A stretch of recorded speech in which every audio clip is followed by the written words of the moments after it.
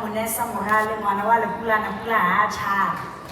Kematabata, this is what I'm saying, and Habanaka, and Machua. Ashila Kalamu, Shikamusha, Toko Sabatu, Renabama Swika Maramasa, Eke Maya Chipwa. The fact that I come from a part of the world that uses poetry to record and document identity, events, historical figures, it means that in 2019, as a 40-year-old woman, my great-grandparents had a reference point for what I do, and a 16-year-old in South Africa has a reference point for what I do. And that means that this art form will endure. If it survives in the way that we understand it, is a question that remains to be answered. I think narrative, the art of telling stories, the art of preserving memory, the art of using language to understand, examine, and expand our humanity will never die. This is why this country produces such extraordinary culture. But the landscape in which we are creating these stories is changing. And of course, we are living in a world now that is shaped and defined by technology. My praxis as an artist has been about trying to figure out how to make poetry live in different spaces. Poetry is the crown jewel of language. Poetry is what all language aspires to. As soon as human beings started speaking, we started making poetry. It's a human function. And before poetry was written, it was recorded in memory for the ear, for the heart, for the voice, for the breath, for the soul. And I think this is what is exciting about this particular era, is seeing how young people are taking this art form and making it live in ways that we couldn't have imagined.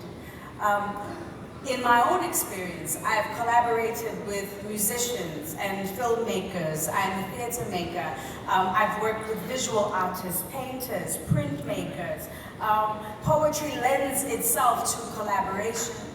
And I think in the digital era, we are going to see people take language and do unbelievable things with it, particularly poetry, because it lends itself to this.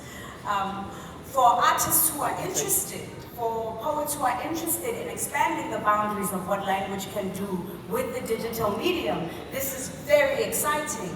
It means that we are going to create hybrid art forms that we couldn't have imagined before.